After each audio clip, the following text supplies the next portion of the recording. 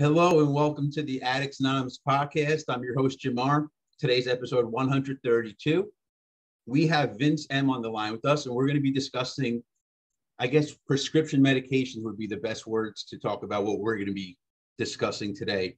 First of all, how are you, Vince? I'm doing fine, Jim. Thank you. And you? I'm doing well. I'm excited to do this. We just had a little chat before for the TikTok video, and then we said, to hell with it, let's do a longer podcast. So I'll throw the ball in your court. Okay. Where do you want to start off? At what point you think should we start off here? Well, I think part of we're talking about some things, and I had relayed that when I got clean all those years back,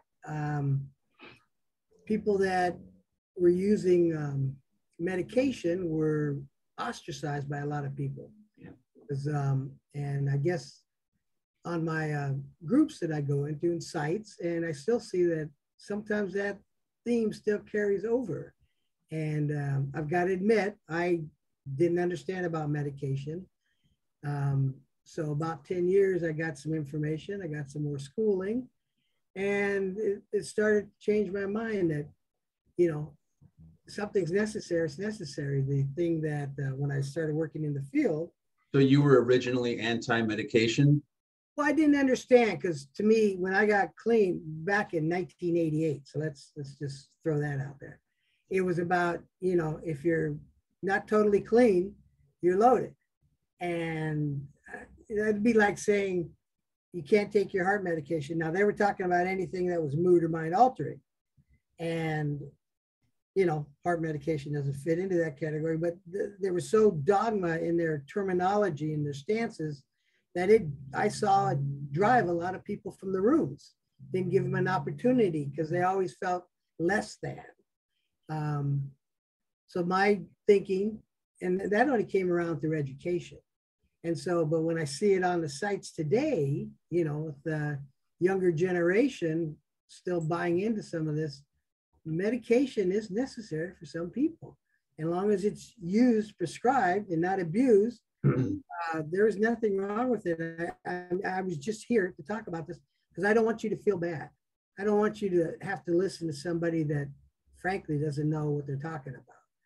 So it's up to you to understand what you need and be honest, because it's all about you.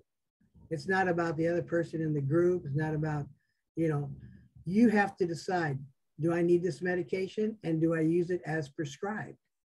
So when I'm abusing it or thinking about abusing it, there again, the recovery side has to come in to, you know, what's going on with me that I need to get away, distance myself from the emotions that I'm feeling. Because that's what recovery is going to be about for you. Running away from feelings, learning to mind, you know, some mind altering substance, people, place, or thing. That's how we get them. So that escape. So I need to find the ability to tell on myself, but I don't want you on this journey to ever think about you need to stop your medications because some people don't approve of it and think it's wrong. That was my evidence about talking about this, that I just don't like that, because I look back and thought, you know, what harm did I cause to somebody from my ignorance? I found that a lot of the, like you were saying, a lot of the old timers, if you're taking anything, you're not clean. But, you know, I'm going to throw it out there right now. For me, I take a bunch of medications. I want to say 4 or 5 different medications because I am bipolar, I have OCD, I have ADHD, and I have clinical depression, which kind of mixes in there every now and then. So I take something for each and every one of those. But I stopped taking narcotics. I was also prescribed Klonopin before I was sober. And believe it or not, I never really abused that. I would actually, sometimes I would save up a few. I wouldn't take what I needed during the week. And then I'd have extra to play around with on the weekend, so to speak, and get high, snort them up with my Adderall.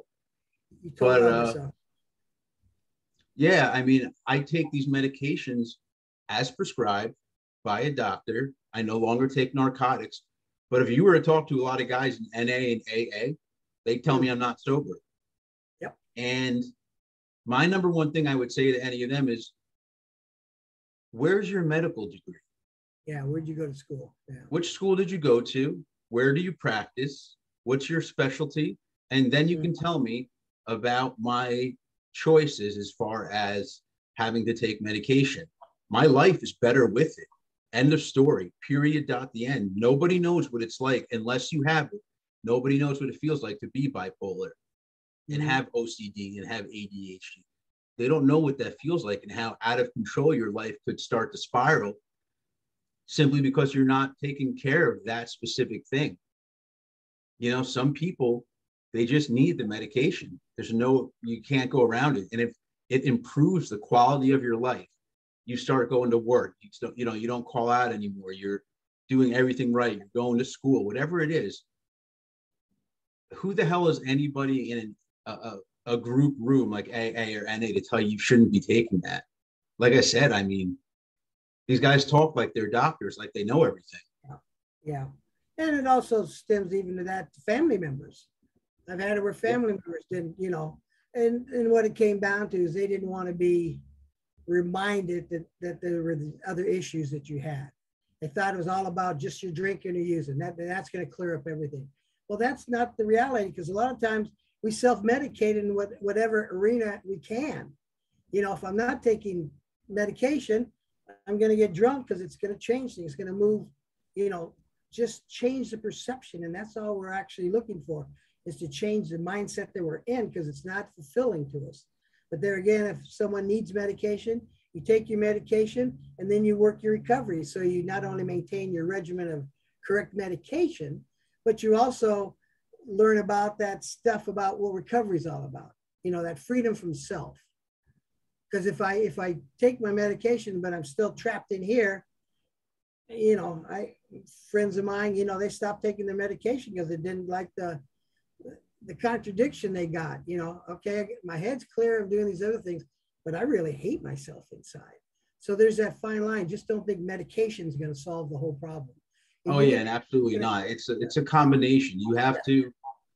My first suggestion to everybody is get a therapist, get a licensed counselor, get someone to speak with, because that goes great along with medication. Medication along with CBT, cognitive behavioral therapy, is priceless in my mind. Yeah, I agree. It do everyone some good. You need to just get out of the rooms where everybody thinks they're a doctor because they've been around forever and heard everything. Or somebody else is taking this medication, they may have this one diagnosis that you do. But there again, the reactions to medication is different for everybody. We're all different. We're all unique and special. That's the beauty of it. But I need to get square. It's like if you're a heart patient, you take your heart medication. I mean, it's just like if you're bipolar, you take your bipolar medication. It's common. So why is there a stigma attached to it? No one's talking to a diabetic. Well, you got a needle, you're checking your blood sugar. Wow, you're probably going to wind up using tomorrow. I don't know where these people get this stuff. I wonder where the stigma actually came from, because it has no basis in reasoning. It's not like, rooted in reason. It's not. Yeah, it's not. Yeah, I can't explain why somebody would care so much that a doctor is giving you medication. When you just put it in simple terms like that. What do you care if the doctor's giving me something? Yeah, if it makes my life better, So if I get an infection, I shouldn't get the antibiotics I need. They're not mind altering, but I mean, let's just say it's the same difference. You need those medications. Same difference. Yes. Yeah, I mean, in someone else's mind that's in an old school recovery, old timer thinking, he may not see it that way, but some stuff you need, Well, it's just not only take it out of the rooms, but just in society in general. A lot of people don't believe in therapy, Oh yeah, a ton of people. So it's not just about medications we're talking about it. It's about finding those people with those beliefs that are going to be detrimental to you. You need to alleviate yourself from them. How do you think you find those people? Oh, I'll just buy their, if I'm doing great in that, they go, oh, you can stop doing those meetings now. Or, God, you've been really good here. You can stop taking that medication because I don't want to tell my, family, friends that my kid's on medication. I've had people in the hospital where I work, they come in, their family's embarrassed by that. And I said, with medication, that's going to be alleviated, provided, but I said the substance abuse is the component I'm working on here because they get maintained, they get their balance going with the medication. But if they don't address their substance issues, it's just going to flood back into it. Because I don't know about you, and I'd like to hear this from you. How did, were you taking medication while you're using? Yes. For the most part, yeah. There was a 2-year period where I stopped taking my meds and that did not go well. But yeah, so that was one of the things that was crazy about me is I was always taking antipsychotic medication, maybe not as much, maybe only like 2 or 3. But I would still take a lot, like a high dose, and I would still be drinking at night. I'd be snorting Adderall. I'd be snorting Klonopin on top of all those drugs. Yeah, I'm lucky to be here. The stuff, my buddy once said, kidding around, he goes, if somebody right now gave you a blood test to see everything in your system, he goes, they would be amazed. Yeah. But there was nights I would also take Valium. I'd also take an Oxycontin, all types of stuff. So you were a smorgasbord. You were getting it all, yeah. I was an equal opportunity offender. Yeah, we can laugh about it now, but just the pain and misery, not only we cause ourselves, but our family members worrying about us. But I just wanted to get here and talk about, I was wrong, and I learned, hopefully those around you that are detrimental to your recovery efforts in all areas of your life, you're able to find some balance in them. Mainly it's just that they're afraid, they're fearful, and some are ashamed. Others just don't know. They're uneducated. So that triangle that can fall in, unfortunately, those that need this medication take the brunt of the crap that comes from them. I just hear it, Jim, and just, do what you need to do for you. In the long run, it's good. In the wash, it's going to come out and you're going to be better for it. You're going to be given an opportunity, but don't let somebody get you to stop medication or your recovery treatment just because they're uncomfortable. It's not fitting into their agenda. Here, it's about take care of you, love you, and everybody else. I love you too, but if you're not going to be on my side, I don't need you on my team. You're not on my team. I need people that are going to support me. Tell me the truth, which we don't like, but be there supporting me. So did you ever run into negative family members, Jim? Negative family members, not really. I do have a sister that I know deep down inside, she doesn't believe in addiction as a disease. She thinks it's just like I drank because I wanted to, and I could have controlled it. You're weak. You just can't handle it. Yeah. I mean, she's not mean like that. She's just ignorant. I try to explain to her, but she's just ignorant about it. And that's all there is to it. And I can't do anything about that. Yeah, no, just maybe time and circumstances, she'll figure it out. Never know. A lot of times they don't, a lot of times family members don't want to, or they're just not willing. A lot of them, you're going to get into recovery and you're going to find that you're able to address a lot more things and dysfunction and talk about it openly.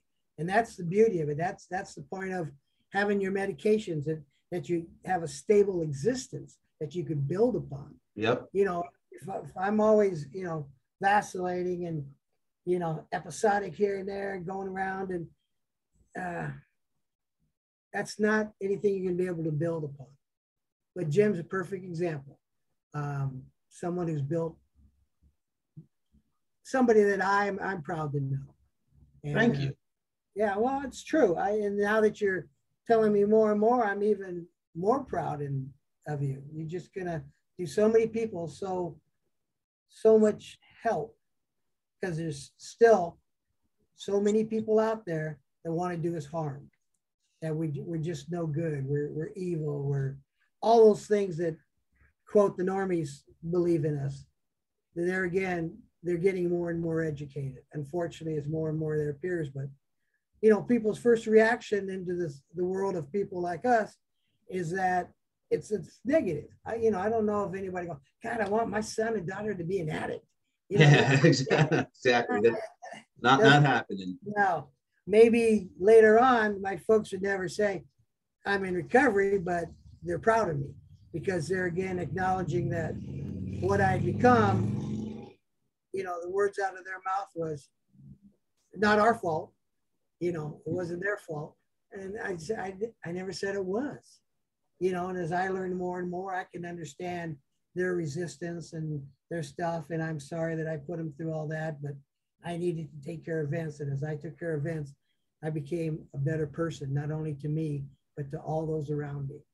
And so I think that's why Jim and I have discussed it. That's why we're here, to help other people, that you maybe don't have to go on the treacherous journey that we've traveled, that maybe we can curtail it a little or give you an off ramp to where you can take a breath and look at the beauty in the world around us. That's what it's about. It's not about escaping our emotions anymore. It's about looking at them and acknowledge them and moving forward. God, we're wonderful people.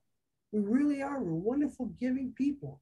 But we have to get that under control, that emotional highs and lows that we have. And that has nothing to do with the mental thing of it. There again, it's about me just starting to learn to like me and love me for who I am and who I'm becoming. I'm proud of. And sometimes to get to that place, we need medication sometimes. Yes. Oh, yeah. And if you need it, you take it. You deal with whatever you need to do for your health issues. I check my blood sugars all the time. I got diabetes. So if I don't check my diabetes, I die. If you don't use your medication that's prescribed and need it, you're going to do something that's episodic and detrimental to yourself, potentially. Yep. So you take that and then you can move on. Just like I do my blood sugars, I watch what I eat, and I do what's required. It's that simple, but it just gets so hard when we're trapped in our own selves. So don't let anybody in the rooms, if you're going to meetings or, that you meet on the bus stop, don't let them tell you that you need to get off your medications, because that's wrong. You're not clean, you're still using. That's why I'm here for right now, to tell you that. Don't let anybody lie to you, because that's what it is. Jim. Yeah, no, that's all great stuff. I mean, there's something else we're going to talk about in a little bit. But before I get to what I want to discuss next, I think, like Vince said, it's about getting the wrong people out of your life. Because for some reason, the wrong people have a negative opinion of what you're doing or what you have done. And they're going to look at you like you have 8 heads because you take, maybe an antidepressant or something for, ADHD. But keep in mind, a lot of the times, the one thing I can understand is if the person's taking a narcotic. That's a slippery slope. I don't know what I would say on that completely, because I guess if that person needs it, it comes down to, like we were just saying, who are we to say other than a doctor? So I think even that person might still be considered sober if he's legitimately taking it as prescribed by a doctor. It helps improve the quality of his or her life. And so, yeah, I mean, like I said, originally I was like, but maybe I would be okay with it. Like for me, for whatever reason, I'm not going to do that. It would have to be a very severe situation for me to be. If you broke your back, you would. I mean, I've worked with a lot of patients who are taking the narcotic because non-narcotic medication didn't work. Of course, they've tried everything, acupuncture, all the things. You have to exhaust everything else other than a narcotic because of who we are. Versus we're opening that door. But if you have to have narcotic, I always say, first thing you do is get it out of your control. I do not have actual possession of it. I have to have somebody around who will give it to me as prescribed, and they have to be able to do it on time, because if they don't, I'm going to work in my head and start thinking. There again, we talked a little early about, this prelapse, and I'm going to start looking, well, you know what, they were 20 minutes late. I'm going to keep one aside, try to get a hold of one, because we're looking for an excuse. So there again, if I don't need it, I tell on myself, and that's the biggest thing. We have to learn to tell on ourselves, and that's not good, because if I have a medication and it makes me feel good and I don't have to live in reality, why would I want to come out of that and face all the normal life stuff? Yep. Well, the only way you're going to get that is you find the inside stuff. You fill up that hole. But back to the medication, get it out of my control, take it as prescribed. And if I don't need it, I tell my doctor. I can't lie anymore about that. And I don't get it elsewhere. I don't do anything else. So I'm okay with somebody having to take a narcotic, even though I know the dangers of it. But if you've tried everything, non-narcotic and, you know, whatever, and it doesn't work, I wouldn't want to be in pain all the time. But there again, you have to do all the things, because if you're looking, you know, a lot of people I've worked with just, you know, yeah, I've got a shoulder rotator and, you know, give me 100 oxy. No, I don't think, you know, you have to be honest, and obviously they aren't honest with it, but you have to be honest. But if you're there, I'm okay with somebody having to take something other than what I would want to take ever. But there again, if I was in such pain, I don't want to put myself, but they're the one that's going to pay the price. You're the one that's going to pay the price by lying. Not me, not Jim, but on the other side, we try to get people to the point where you don't have to lie. You can tell on yourself, even though you want this in your head, you're going, I know where it's going to lead me. It's never going to be about one. When has it ever been about one? It hasn't been that way, if ever, at the start. Those days are gone and you don't get to go back. I don't care how much time. I've been clean coming up on 34 years. It's not about one. It's never going to be about one.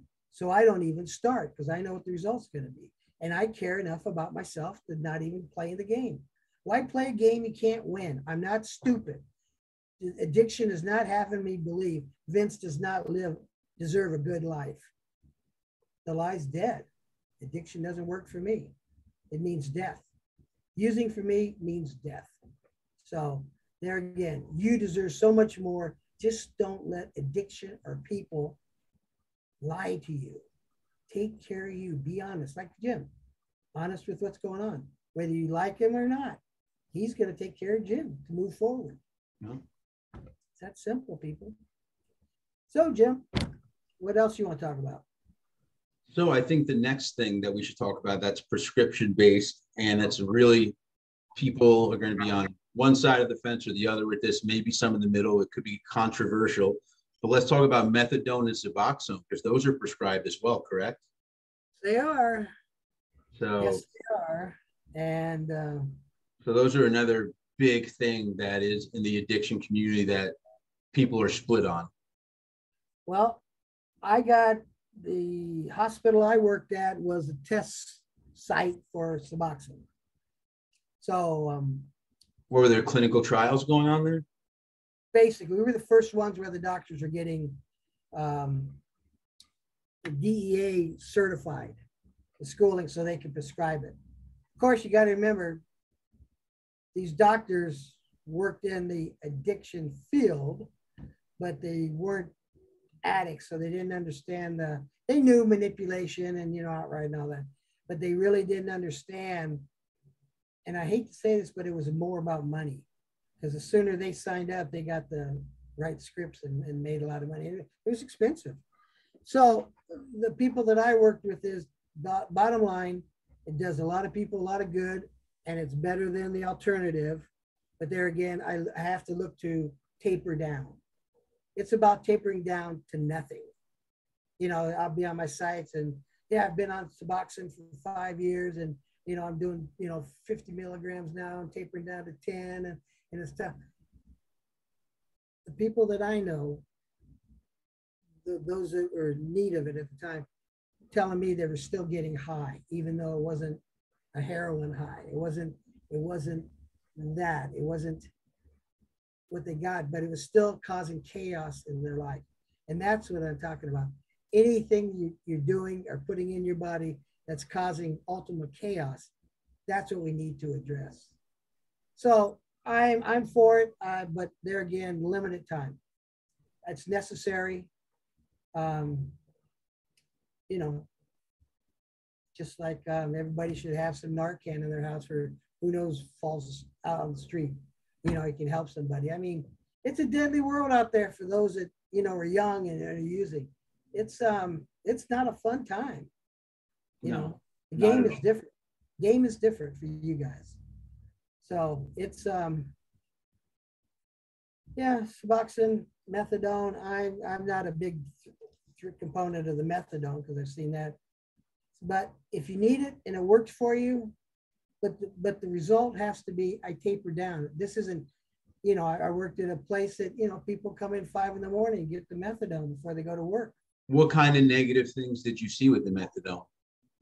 That's we got to remember the information I was getting back is they still get a buzz.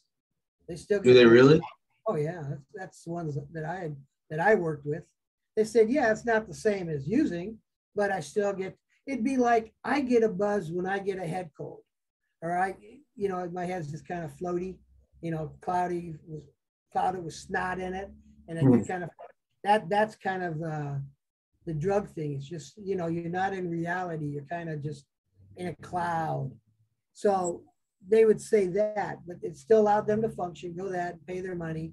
But they were looking, of course, they're mandated to do treatment, but their treatment was you go in and so how you doing? Do you do any meetings? No. Okay, that satisfies the state's criteria. Next week, see you. You know, it was never about looking to get off. And it's expensive. God, I'd hate to have to be paying, you know. So, but no, if it's needed, you use it, but then you look to taper down and get off of it. And at the same time doing recovery, because you can't just get off and then think recovery. You need to be building upon. Like I worked in the prisons. My guys, you know, had 3 to 5 year plans working recovery. So when they hit the gate, it wasn't about I'm back in my same old neighborhood and there's Charlie and they're trying to get me high. And you know, you have to find out. So you have to find out, bottom line is find out who you are and the love for yourself. But it's answer your question, Jim. I'm okay with it, but it has to be towards tapering off. Yeah, a lot of people find that really controversial. I guess it's because, like you said, maybe some people get a little bit of a buzz. Because I do know of a girl that was abusing Suboxone. Like Yeah. she didn't take any other, like she would take like crystal meth and heroin, and then she would also snort Suboxone. Huh. Wow. And supposedly she got a buzz off of it. And other people said that it's true that could happen. Yeah. Um, but yeah, Yeah. she's um, That's what they tell me. I don't firsthand no knowledge, and I don't want any knowledge. yeah, But no, me neither. But yeah, I don't know. That's a tricky one to think about when also you know people are getting a buzz because I don't get a buzz off of anything I take. But then again, I'm not taking anything to come off opioids, which is a horrific thing to come off of, yeah, that's a, yeah, especially but it's heroin. not And, gonna you kill you. know It's not gonna kill you though. what's not? You're coming down off of heroin. You can kick in your bedroom Oh yeah, floor no, up. I know. Yeah, it's not like benzos or alcohol. Alcohol can kill you coming off. Oh, You know, exactly. I didn't know that all when the I got to rehab. I was like, oh, thank God I'm not like you guys because everyone was on opioids, and they're like, dude, you're the only one that's at risk of dying right now. yeah, yeah. I didn't get it. That's why the nurse was coming every 2 or 3 hours and just like, hello. Yes. Okay, she left the Are room. you breathing? Yeah, yeah, yeah. I've been there on patients. But yeah, when I found that out, you know, benzos for the little old people, old school drugs, and you know, alcohol. And I'm going, alcohol? Well, yeah, they'll die more than that. Heroin addicts just gonna throw up and crap on themselves. You know, shitty mess. Yeah, so it's interesting. It's interesting the stuff we put ourselves through to escape ourselves. When the answer is I find out who I am, what I'm about, and love for myself, I don't have to subject myself or my family or my loved ones to all the garbage that comes with it. That's the beauty. That's my amends back to my family and loved ones that you don't have to worry about me anymore. You don't have to be calling around. My folks are calling around the hospitals and the morgues trying to find out where I was on a 5-day run. You know, they don't, I didn't have to subject them to that, you know. So that's a relief. And bottom line is take care of you. Give your loved ones a peace of mind. You Let know, me ask you this. Do you think if you ever had an opioid problem, Do you think you would ever take methadone or Suboxone?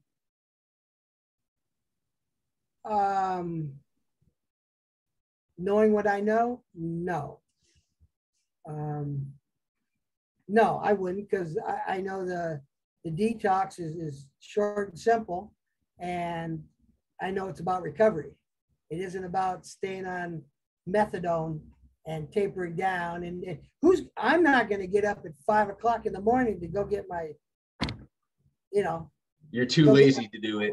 Yeah, yeah. So, yeah, no. Knowing what I know and what I just told you and Jim told it, coming down off of the open isn't going to kill you. It's about recovery. So no, I would not get on a maintenance myself personally. And I think that was part of once I found out that, it's not about killing. And then, my patients were saying, yeah, I get high off that stuff. Not like I used to, but I get a buzz. And I'm thinking, in my mind, the majority of them, and the way doctors were handing out scripts for it, it's a new thing, just like, Buterol or something that, not drinking. Well, you're only not drinking because you're going to get sick. It's not like you got recovery. Recovery is so you don't have to take anything, mood or mind altering. And there again, within the narcotics range of drugs. I mean, I get a rush and a high off of food. If I go have this pizza at this place, I get a rush off the sugar. I mean, it's just like I did a fat line, just like it. So there's always something that's going to affect me because we gravitate towards things that we like. And even though I may like something, means maybe I can't do that particular event or do that thing. Or, I've had clients that, couldn't go into a nightclub because, it just reminded me too much and too tight. And that's after some time, where me, since alcohol wasn't my thing, I went in to dance. I didn't go in there to drink. Yeah. Of course, I still had to pay the same cover charge, but so you just find out what's for you and what works, and don't put yourself in danger. That's what we typically do, put ourselves in danger, and we wonder, wow, how did I do this? Well, Jim's got some information for you that will tell you exactly why you did this long before you ever wound up there. Good information. Ask him about it. It's just that I believe you deserve something better. That's it. That's my message. You deserve something better. How are you going to get it? You're not going to get it just by staying in your room. You're not going to get it just by, reading a few books. You're going to need out and talk to some people, whether it's like virtual, like here, or it's in person. You're going to need to learn some new things because your disease is looking to keep you a secret to you. It can't let you know or ever believe that you deserve to be loved. It can't allow that. Because if you love you and take care of you, it can't do anything. It can't harm you.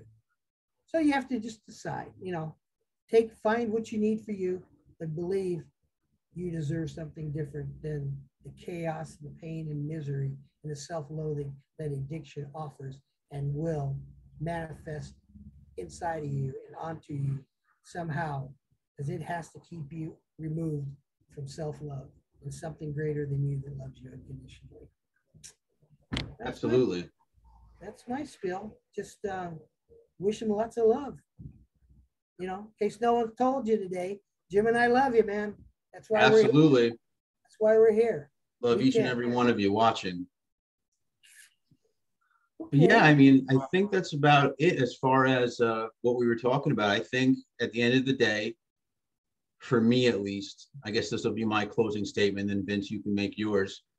For me, do what is best for you. Don't listen to anybody else. Listen to your doctor, but do what's best for you. Think about the benefits, the pros, the cons. Make a list if you have to. See the things that might make you more comfortable as far as what you're taking and why you're taking it. Obviously, once again, consulting a doctor is priceless. But don't be completely against something and don't be totally for it.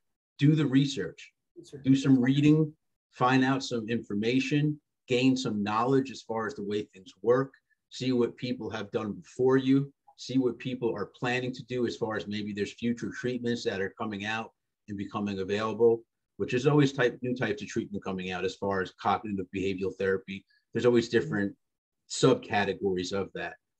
So that's what I would say as far as medication is. Don't be totally against it. Don't be totally for it. Do your research. Make sure you know what you're talking about. You are the only one that can get inside of your head. And that's the only way to fix it, is by knowing what's going on inside your head. So Vince, over to you. Like Jim just said, it's all about you. What do you believe you deserve? And I'm here to tell you, if you don't believe you deserve something good, that's addiction talking to you. That's the dark side. And it's a lie. You deserve to be free. You deserve to be happy. So with that, love, peace out, people. Awesome. So that's a great place to wrap it up. So for everybody watching and listening, if you like what you saw and heard, go below and give us a like. Also subscribe to see when we upload new videos.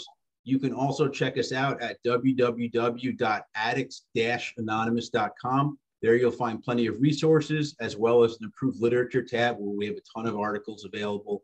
You can also check us out on Twitter, Facebook, Reddit, Instagram, and TikTok. Also check out our Facebook group. There you'll find different information available to you guys as well. So thanks for watching and listening, and until next time.